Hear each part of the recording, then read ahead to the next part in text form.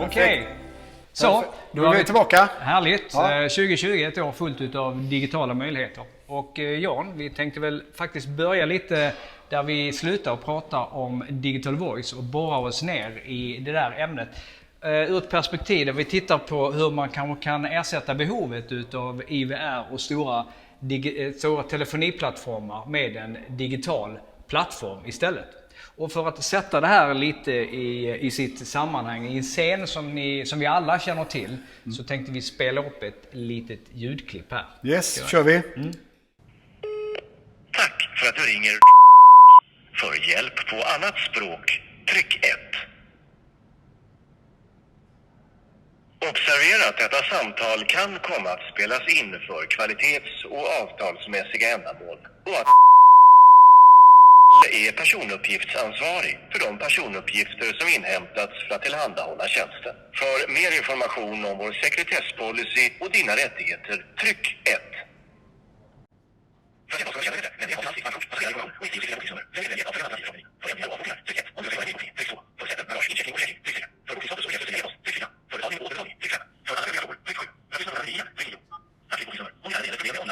Eller boardingkort, tryck 1.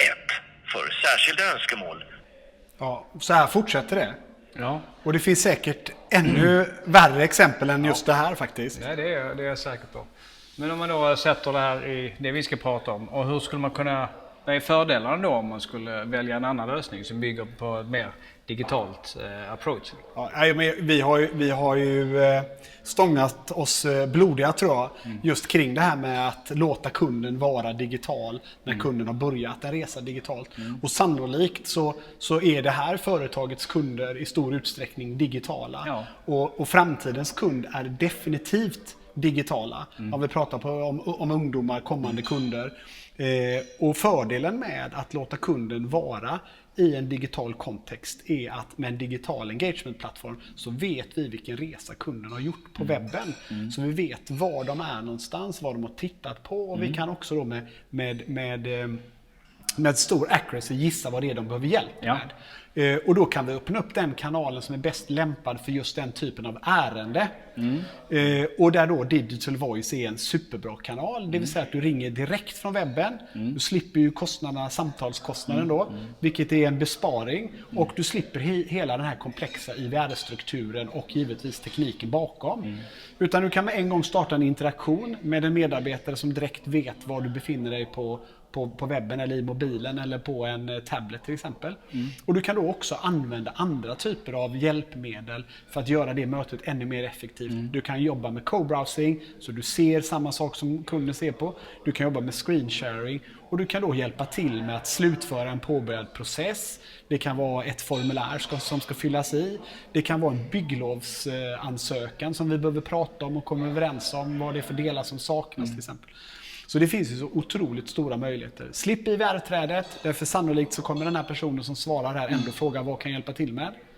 Och möt kunden digitalt där de är och använd verktyg som gör att en liten knapptryckning, ni kan prata med varandra men ni kan också se samma saker under dialogen. Vilket är oerhört effektivt. Sänker ärendehanteringstiden, ökar kundnöjdheten, ökar first contact resolution. Så det finns bara fördelar här. Plus att du sänker kostnader.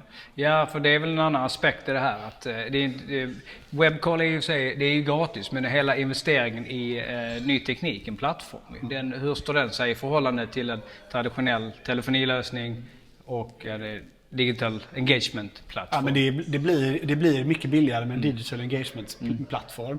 Dels för att den är lättare att underhålla. Den behöver inte bygga samma typ av komplexitet.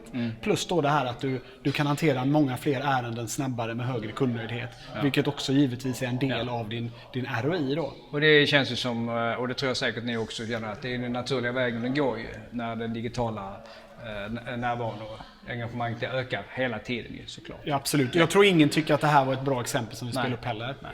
Så att börja titta på digital voice och digital engagement med ett större perspektiv.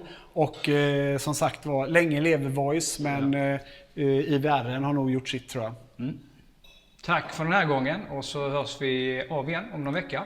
Ni får ha det så bra. Härligt. Hej. Ha det gott. Hej.